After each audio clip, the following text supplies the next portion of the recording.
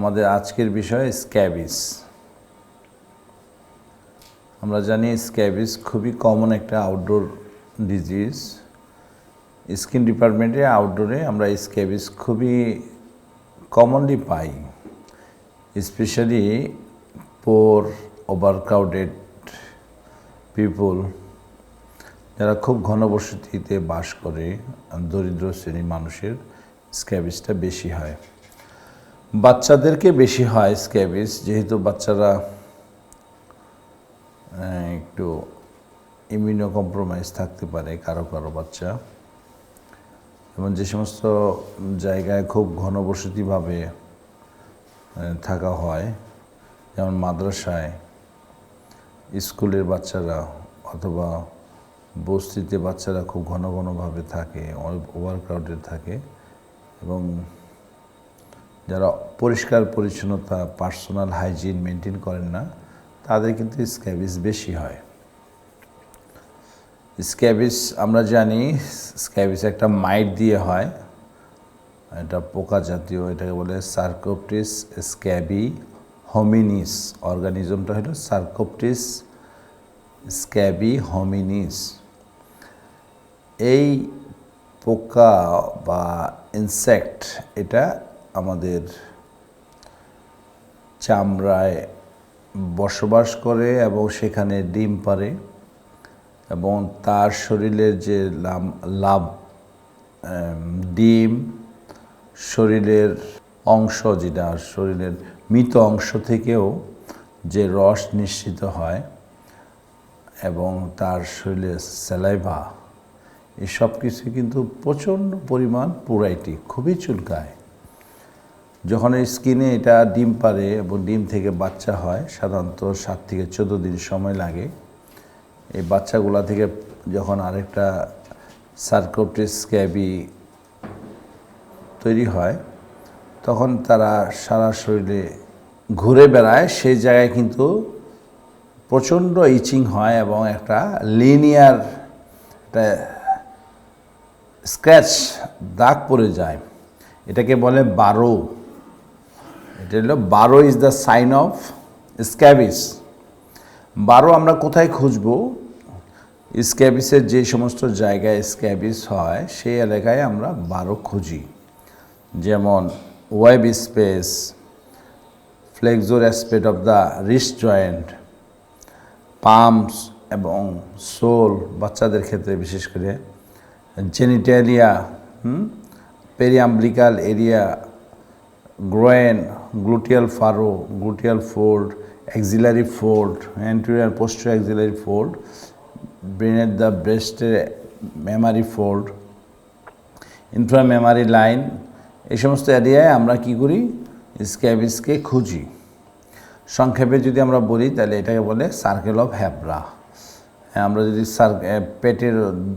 পেটের দুই পাশে আইলিয়াক ক্রেস্টের উপর 2 হাত দিয়ে এইভাবে আমরা দাঁড়াই, তাহলে যে কাল্পনিক একটা সার্কেল হয় চতুর্দিকে ঘুরে আসবে, এটাকে বলে সার্কেল অফ হ্যাব্রা। এই এরিয়াতে কিন্তু স্ক্যাবিস বেশি হয়। বলা হয় যে বাচ্চাদের যদি পুরাইটিক কোনো ইচিং অথবা পুরাইটিক প্যাপিউল থাকে, স্পেশালি বাচ্চাদের, এবং তাহলে এটা বলা যায় যে রাফলি এটা সূত্র মতে এটা স্ক্যাবিস, যদিও অন্য কিছু ডায়াগনোসিস কনফার্ম না হয়, তাহলে এটা ধরতে হবে আসলে একটা স্ক্যাবিস। কোনো বাচ্চার পুরাইটিক প্যাপিউল ইন দ্য জেনিটালিয়া, এটা চোখ বন্ধ করে এটা বলা যায় যে এটা স্ক্যাবিস, যদি অন্য কিছু প্রমাণিত না হয়। সাধারণত এটা স্ক্যাবিসই হয়। আর বাংলাদেশে যে কোনো চুলকানি, শুকনা চুলকানি, যেখানে কোথায় কোনো ডেফিনিটিভ কোনো ক্লু নাই, ডেফিনিটিভ কোনো কিছু দেখা যাচ্ছে না, কিন্তু শুকনা চুলকানি, এবং সাধারণত ফ্যামিলি মেম্বার এফেক্ট করে, এটা কখনো কখনো এটা আর্টিকেরিয়া নিয়ে প্রেজেন্ট করতে পারে, শরীরে আর্টিকেরিয়া নিয়ে আসতে পারে। সেটা বাংলাদেশে খুব common cause of urticaria is scabies. মনে রাখতে হবে, এটা বাংলাদেশে scabies is one of the commonest cause of urticaria. এই জন্য আর্টিকেরিয়া ম্যানেজমেন্ট করার জন্য অবশ্যই পারমিথিন বা অ্যান্টি স্ক্যাবিসিডাল এজেন্ট আমাদেরকে অবশ্যই প্রেসক্রাইব করা উচিত। তো যেটা বলতেছিলাম, স্ক্যাবিস প্রেজেন্টেশন কিভাবে করে। স্ক্যাবিসের প্রেজেন্টেশনে 1 নম্বর হলো ইচিং। মেবি সিভিয়ার ইচিং হয়, খুব বেশি ইচিং হতে পারে, এবং স্পেশালি নকচার্নাল ইচিংটা খুব বেশি হয় স্ক্যাবিসে।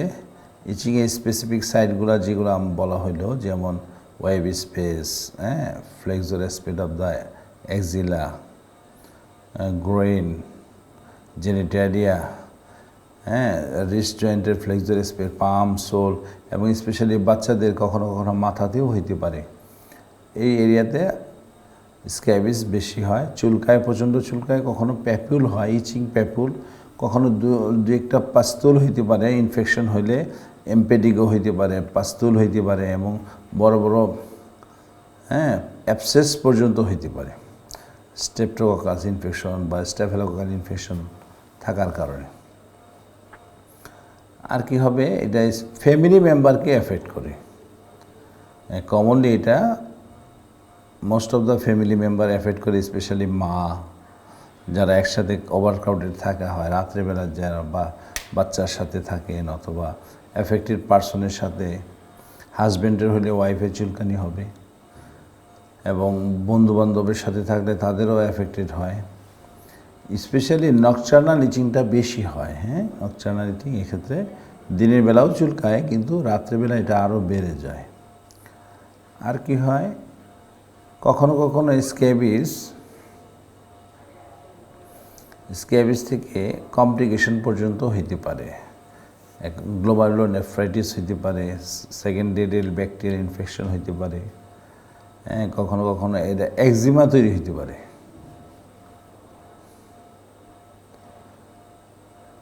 একজিমা তৈরি হইতে পারে কখনো কখনো।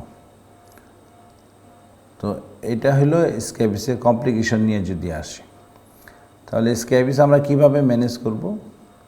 স্ক্যাবিসের জন্য সাধারণত ডায়াগনোসিস করা হয়, clinical diagnosis is enough for scabies. Clinically diagnosis করা হয়। খুব কমপ্লিকেটেড কেসে কখনো কখনো ভেরি রেয়ার এটা হিস্টোপ্যাথোলজি প্রয়োজন হইতে পারে। ম্যাগনিফাইং গ্লাস দিয়ে কমনলি যেটা করা হয়, ম্যাগনিফাইং গ্লাস দিয়ে ফারোকে খোঁজা হয়। এই স্পেসিফিক সাইটগুলোতে, স্ক্যাবিসের কমন সাইটগুলোয় আমরা ফারোকে খুঁজি। সার্কোপটিস স্ক্যাবিয়াই যেই এরিয়া দিয়ে মানে পেপুলার ইরাপশন তৈরি করছে, তার চলার পথে, সেগুলাকে বলে ফারো। এটা ম্যাগনিফাইং গ্লাসে বেটার ভিজুয়ালাইজেশন হয়। এই ফারোকে খোঁজা হয়, এটা মোটামুটি কনফার্ম। কখনো কখনো এটা ডার্মোস্কোপ করলে আরও ভালো বোঝা যাবে। ডার্মোস্কোপ যেমন মাইক্রোস্কোপ দিয়ে আমরা টিস্যুকে আমরা দেখি, ডার্মোস্কোপ দিয়ে ডার্মিসকে, এপিডার্মিসের লেয়ারগুলো খুব ভালো বোঝা যায়, এবং এপিডার্মিসের যে ছোট ছোট স্ট্রাকচার, হেয়ার ফলিকল, তারপর পিগমেন্টেশন, স্কিনের লেশন, বেটার ভিজুয়ালাইজেশন জন্য আমরা কি করি, ডার্মোস্কোপ ব্যবহার করি। তো ডার্মোস্কোপ দিয়ে আরও ভালো বোঝা যায়। খুব রেয়ারলি, যেটা বললাম যে স্কিন বায়োপসি ফর হিস্টোপ্যাথোলজি প্রয়োজন হতে পারে, খুবই রেয়ার। তো ম্যানেজমেন্ট আমরা কীভাবে করি, ম্যানেজমেন্টের জন্য আমরা যেটা করি সেটা হলো আমরা রুটিনলি পারমিথিন ইউজ করি, ইউজুয়ালি 5% পারমিথিন, এবং বাচ্চাদের জন্য কোনো কোনো দেশে 1% পারমিথিন ইজ অ্যাভেলেবেল, খুব ছোটো বাচ্চাদের জন্য। তো permethrin preparation is enough for sarcoptes scabiei eradication. এটা দেওয়ার নিয়ম হলো, আমরা পুরা পরিবারের সবাই লাগাবে, অ্যাট নাইট শোয়ার আগে সারা রাত রাখবে। সকালবেলা 8 থেকে 12 ঘন্টা হলে সাধারণত সকাল হয়ে যায়, সকালবেলা সে সাবান দিয়ে পরিষ্কার করে গোসল করবে। এভাবে পুরা ফ্যামিলি সবাই লাগাবে। যদি কোনো ইনফেকশন অ্যাজ এ কমপ্লিকেশন হিসেবে থাকে, যা আমরা বললাম, স্ক্যাবিসের কমপ্লিকেশন হিসেবে কি থাকতে পারে, ইনফেকশন থাকতে পারে। যদি কোনো ইনফেকশন থাকে, সেক্ষেত্রে তাকে ইনফেকশনকে কন্ট্রোল করার জন্য আমাদেরকে প্রথমে অ্যান্টিবায়োটিক দিয়ে নিতে হবে। অ্যান্টিবায়োটিক সাধারণত 5 দিন বা 7 দিনে একটা কোর্স আমরা দিই। ব্রড স্পেকট্রাম অ্যান্টিবায়োটিক, যেটা স্টেফাইলোকক্কাসকে কভার করে, এরকম অ্যান্টিবায়োটিক দেওয়ার পর যখন ইনফেকশন কন্ট্রোল হয়ে আসে তখন আমরা সাধারণত পারমিথিন প্রিপারেশন দেই। কখনো এক্সিমাটাইজেশন হয়ে যেতে পারে, স্ক্যাবিস থেকে চুলকাইতে সেই জায়গায় ক্রনিক ইচিংয়ের কারণে একজিমা তৈরি হয়ে যেতে পারে। তখন আমরা স্ক্যাবিস পারমিথিন দেওয়ার পরে অথবা পারমিথিন দেওয়ার আগেও দিতে পারি। সেক্ষেত্রে আমরা এটা প্রোটেন স্টেরয়েড দিই। প্রোটেন স্টেরয়েড, ক্লোবিটাসল অর বিটামিদাসল স্টেরয়েড আমরা কয়েক সপ্তাহের জন্য দিতে পারি। যখন একজিমা কন্ট্রোল হয়ে গেল তখন আমরা সাধারণত আবার পারমিথিন দিয়ে দিই, অথবা পারমিথিন দেওয়ার পরে আমরা স্টেরয়েড ক্রিম দিতে পারি। রিয়ারলি স্ক্যাবিস থেকে কখনো গ্লোমেরুলোনেফ্রাইটিস হইতে পারে কমপ্লিকেশন হিসেবে। সেই অনুযায়ী যখন according to symptoms, puffiness of face বাচ্চাদের সাধারণত হয়, puffiness of the face, oedema হয়, তারপর তার রেনাল আউটপুট কমে আসে। তো এই সমস্ত রোগীদেরকে অ্যাকর্ডিংলি আমাদের পেডিয়াট্রিক ডিপার্টমেন্টকে আমরা রেফার করার প্রয়োজন হতে পারে এবং ওই অনুযায়ী চিকিৎসা করবে। খুব রিয়ারলি নরওয়েজিয়ান স্ক্যাবিস বা ক্লাস্টেড স্ক্যাবিস, এটা খুব রেয়ার একটা কমপ্লিকেশন বা স্পেসিফিক একটা টাইপ, কমপ্লিকেটেড টাইপ, যেটা সাধারণত ইমিউনোসাপ্রেসিভ পেশেন্টদের হয়। ইমিউনোসাপ্রেশন অথবা এইচআইভি পেশেন্টদের এটা হয়। এটা হলো স্পেসিফিক টাইপ অফ স্ক্যাবিস, যেখানে স্ক্যাবিসের প্যাটার্নটা একটু ভিন্ন হয়। সেক্ষেত্রে আমরা জানি সাধারণত স্ক্যাবিসের 8-10টা বা 20টা মাইট থাকে চামড়ায়। তারা বংশ বিস্তার করে ডিম পারে, তাদের স্যালাইভা, তাদের বডির অ্যাবস্ট্রাক্টেড পোর্শন থেকে প্রচুর পরিমাণে তাদের হ্যাচিং যে সার্কুলেটরি স্ক্যাবিস তৈরি হয় তাদের কারণে প্রচুর পরিমাণে চুলকানি হয় সারা শরীরে। তো ক্রাস্টেড স্ক্যাবিস বা নরওয়েজিয়ান স্ক্যাবিসের ক্ষেত্রে এই সংখ্যাটা 8-10 বা 20 থেকে বেড়ে হয়তো বা 1000 পর্যন্ত হইতে পারে। প্রচণ্ড চুলকানি হয়, সারা শরীরেই চুলকানি হয় এবং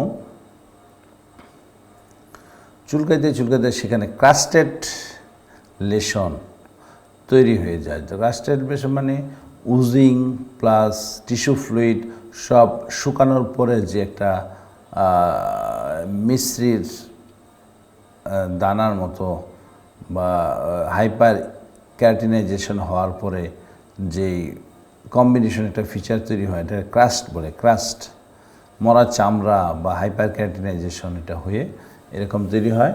এটা সারা শরীরে ওয়াইড স্প্রেড হয় এবং কি নখের গোড়াতেও স্ক্যাবিসের মাইট থাকে, প্রচণ্ড পরিমাণ বেশি হয়। সারা শরীরে মাথায় হইতে পারে এবং সাধারণত যাদের এইচআইভি পেশেন্ট বা ইমিউনোসাপ্রেশন হয় তাদের প্রচণ্ড রকম চুলকানি এবং প্রচণ্ড রকম সারা শরীরে ইনফেকশন এবং হাইলি কন্টাজিয়াস। এটা কিন্তু খুবই কন্টাজিয়াস স্ক্যাবিসের চিকিৎসায়। এই জন্য আমাদের এই ক্ষেত্রে অবশ্যই সিস্টেমিক এজেন্ট প্রয়োজন আছে, সিস্টেমিক এজেন্ট দিতে হয়। নরওয়েজিয়ান স্ক্যাবিসের জন্য অবশ্যই আমাদের সিস্টেমিক এজেন্ট দিয়ে চিকিৎসা করতে হবে, তার সাথে টপিক্যাল এজেন্ট প্রয়োজন হতে পারে। কখনো কখনো আমাদের সাধারণ স্ক্যাবিসের জন্য, ক্লাসিক্যাল স্ক্যাবিসের জন্য সিস্টেমিক এজেন্ট প্রয়োজন হয়। আমরা জানি systemic agent is ivermectin. Ivermectin is the systemic agent for scabies. বর্তমানে করোনার প্রেক্ষাপটে কিন্তু আইভারমেকটিন অ্যান্টি করোনার করোনার ওষুধ হিসেবে কিছু কিছু জায়গায় ভালো ব্যবহার হচ্ছে। কিন্তু মনে রাখতে হবে ivermectin is the drug of anti scabies preparation. মনে রাখতে হবে এটা, যে স্ক্যাবিসের চিকিৎসায় আইভারমেকটিন প্রথম ব্যবহার করা হচ্ছে, যদিও এটা আরও অনেক রোল আছে।